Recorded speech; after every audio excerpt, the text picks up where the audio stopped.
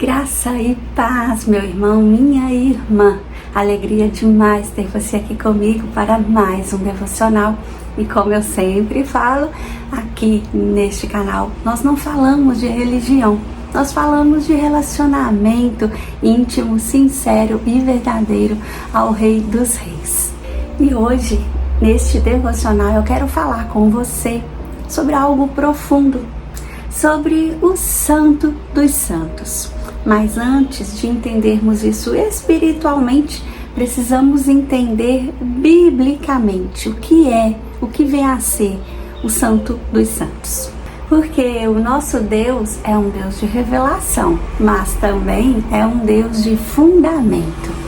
O tabernáculo, ele foi um projeto dado diretamente de Deus a Moisés. Não foi uma ideia humana, foi um modelo celestial. Em Êxodo, no capítulo 25, no verso 8, diz assim: "E me façam um santuário, para que eu habite entre eles." O desejo de Deus sempre foi habitar no meio do seu povo. As instruções começam no capítulo 25, que fala sobre a oferta para o tabernáculo em si, o candelabro de ouro, a mesa para o pão da apropriação, o pátio, o altar, o óleo para a lâmpada, as vestes sacerdotais, a consagração de Arão e de seus filhos, o altar do incenso, o valor da expiação e até o 31, os artesãos do tabernáculo. O tabernáculo, ele tinha 3 divisões muito claras. Primeiro, o átrio, depois o lugar santo e por último, o Santo dos Santos. Agora eu vou explicar para vocês sobre cada uma dessas partes do tabernáculo. Inclusive, eu vou deixar aqui para vocês o desenho esquematizado do tabernáculo para vocês poderem visualizar cada parte. Então vamos começar pelo átrio. O átrio é essa parte toda aí que vocês estão vendo externa. Ali ficava o altar de bronze, onde os sacrifícios eram feitos. Ali também ficava a bacia de bronze, que era usada para a purificação. Então o átrio era o lugar do arrependimento, era o lugar do sacrifício, era onde o pecado era tratado. Mas ainda não era o lugar da manifestação plena de Deus. E muitas pessoas vivem espiritualmente apenas no átrio. Vive no ambiente do culto, na experiência coletiva, mas não avança. É como aquela parábola, que fala que a semente foi jogada numa terra seca, onde não cresce, onde ela não cria raiz. E aí vem um vento, vem um pássaro e come e destrói aquela semente. É onde as pessoas reconhecem que pecaram, as pessoas reconhecem que estão fora da presença de Deus, mas faz uma oração ali, pronto, não tem relacionamento, não tem intimidade. São pessoas que ainda estão no raso, onde eles têm o controle de si mesmo, entendem? E logo depois do átrio vinha o lugar santo. Vocês podem ver aqui no desenho. Nesse lugar, o lugar santo, entravam apenas os sacerdotes. Ali estava o candelabro, a mesa com os pães da propiciação, o altar de incenso. Era um lugar mais profundo, vamos dizer assim, mas ainda existia um véu. ainda existia uma separação. Ainda não era um acesso total à presença de Deus. Aqui é onde as pessoas saíram um pouco do raso e aprofundaram um pouco mais, mas um pouco mais. É onde as pessoas tiveram experiências com o Senhor, mas vão à igreja, sentem a presença de Deus, mas fica por ali, não avança, entende? A pessoa vive assim, eu tive uma experiência com Deus, o Senhor fez isso, eu reconheço, mas acabou, não avançou. Ainda existe o véu que faz a separação. E aí, como vocês podem ver no desenho, vinha o lugar, o Santo dos Santos, separado do lugar santo por um véu bastante espesso. Em Êxodo, no capítulo 26, no verso 33, diz assim: "E pendurarás o véu debaixo dos colchetes, para que coloques ali dentro o véu da arca do testemunho, e o véu vos fará separação entre o lugar santo e o santíssimo." Então notem, o véu fazia separação entre o lugar santo e o santíssimo. Ali dentro do lugar do Santo dos Santos é onde ficava a Arca da Aliança, e sobre ela ficava o propiciatório, e era ali que a glória do Senhor se manifestava. Era ali que estava a presença do Senhor, mas nem todos podiam entrar ali. Segundo o que nos diz em Levítico, no capítulo 16, somente o sumo sacerdote era capaz, era o único que podia entrar ali.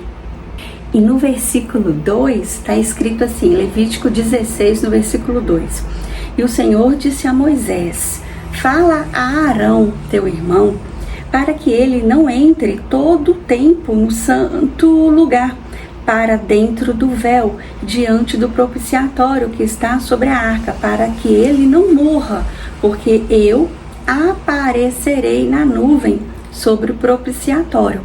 Ou seja, o lugar, o Santo dos Santos, só o sumo sacerdote podia entrar, mas também não era quando ele quisesse, era de vez em quando, de tempos em tempos. Olhem o nível de santidade disso. Não era emoção, era reverência, era consciência do nível de santidade de Deus. E ali, no Santo dos Santos, quando a glória do Senhor se manifestava, meu irmão, não era algo simbólico, era algo real, era tão intenso que o ambiente se tornava insuportável à força humana. Em 2 Crônicas, no capítulo 5, versos 13 e 14, olha só, diz assim: "Sucedeu que, enquanto os trombeteiros e os cantores eram como um para fazer um som para ser ouvido em louvor e gratidão ao Senhor, e levantando eles a voz com trombetas, símbolos e com outros instrumentos musicais, louvaram ao Senhor, dizendo: Pois Ele é bom, porque a sua misericórdia dura para sempre. Que então a casa foi enchida por uma nuvem, a saber, a casa do Senhor." Verso 14: "De tal modo que os sacerdotes não conseguiam ficar de pé para ministrar em razão da nuvem, pois a glória do Senhor encheu a casa de Deus." Imagina a glória. As pessoas não conseguiam ficar de pé, Tamanha era a glória do Senhor, tamanha era a presença de Deus naquele lugar. Livro de Êxodos, no capítulo 40, nos versos 34 e 35, diz assim também: Então uma nuvem cobriu a tenda da congregação, e a glória do Senhor encheu o tabernáculo. E Moisés não podia entrar na tenda da congregação, porque a nuvem permanecia sobre ela, e a glória do Senhor enchia o tabernáculo. A presença de Deus era tão intensa, tão manifesta, que ela impedia qualquer movimento humano. Os homens não conseguiam ficar em pé. Isso é glória, isso é a presença do nosso Deus. Agora vamos fazer um paralelo com a nossa realidade hoje. Muitas pessoas vivem no átrio, outros vivem no serviço, mas poucos vivem na presença. Poucos atravessam o véu. Poucos priorizam a presença. Poucos priorizam o secreto.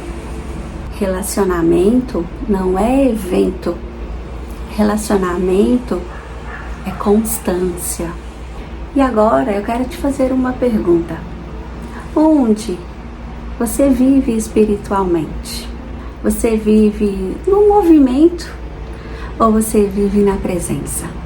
Mas agora vamos falar de cruz. Em Mateus, no capítulo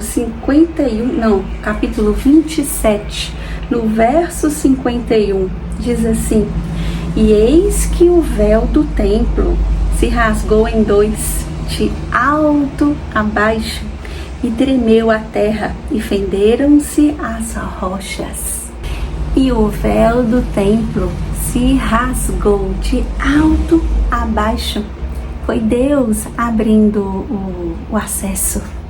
E em Hebreus, no capítulo 10, no verso 19, olha o que está escrito: Tendo, pois, irmãos, ousadia para entrarmos no Santíssimo Lugar pelo sangue de Jesus. Aquilo que antes era restrito, onde só o sumo sacerdote podia entrar, agora está aberto. Está aberto para você, eu entrarmos. Agora o problema não é, eu não posso ir porque é um lugar reservado. Não, está aberto. Agora é questão de prioridade. Agora é questão, meu irmão, de você pôr a mão na consciência e ver o que é que você quer. Você quer viver no raso ou você quer viver no profundo? Você quer conhecer o Senhor mais e mais? O caminho está aberto. O próprio Jesus rasgou o véu, dando livre acesso a todos nós. Agora nós é que temos que entrar. Prioridade, meu irmão. Você quer viver no raso ou você quer viver no profundo? Você quer ter experiências, conhecer mais o Senhor? Agora é com você, é comigo. Existe um princípio espiritual muito forte. Em Salmos, no capítulo 34, no verso 8, está escrito assim: provai e vede que o Senhor é bom. Abençoado é o homem que confia nele. Quem prova presença não se satisfaz com superficialidade. Quem já experimentou profundidade com Deus, meu irmão, não consegue viver no raso. Quem já experimentou mergulhar no oceano do Espírito não consegue ficar no raso, não consegue mesmo. Porque quando você experimenta a presença, você entende que nada substitui isso. Nem posição, nem reconhecimento, nem atividade religiosa. Nada, absolutamente nada substitui a glória do Senhor. Talvez hoje o Senhor esteja te chamando para sair do átrio, para sair do automático, para sair do raso, para sair da religiosidade e atravessar o véu, não fisicamente, mas espiritualmente. A presença de Deus está disponível. O acesso foi liberado por Jesus Cristo na cruz do Calvário. Na hora que rompeu o véu de cima para baixo, o acesso foi aberto. Você tem livre acesso à presença consumadora do Espírito de Deus. E aí eu te pergunto novamente, você quer só ficar perto ou você quer entrar? E agora, meu irmão, vamos orar comigo? Se você puder, feche seus olhos. Se não, ore só mentalmente comigo, amém? Senhor Jesus, obrigado, Pai, por esta palavra que acabamos de ler. Desperta em nós fome pela Tua presença. Não nos deixe satisfeitos com superficialidade. Ensina-nos a valorizar o secreto, que possamos viver não apenas no movimento, mas na manifestação da Tua glória. Que o véu rasgado não seja apenas uma história, mas uma realidade diária em nossa vida, onde sabemos que a Tua glória é real e que o Teu Filho morto naquela cruz nos deu livre acesso à Tua presença, Senhor. Em nome de Jesus, essa é a nossa oração. Amém. E lembre-se, quem já pisou nos santos dos santos em outro lugar não sabe viver. Que a presença de Deus, que a presença do Espírito Santo possa ser a sua prioridade. Amém? Meu irmão, minha irmã, eu agradeço de coração a vocês que ficaram comigo até o final. Que o Senhor abençoe poderosamente cada um de vocês e abençoe a família de vocês. E a gente se vê no nosso próximo devocional. E eu já ia esquecendo, meu irmão, se essa mensagem falou ao seu coração, deixe o seu like, se inscreva no canal se ainda não é inscrito e compartilhe com o número máximo de pessoas que você puder para ouvir a mensagem de Deus. Agora sim, Deus abençoe.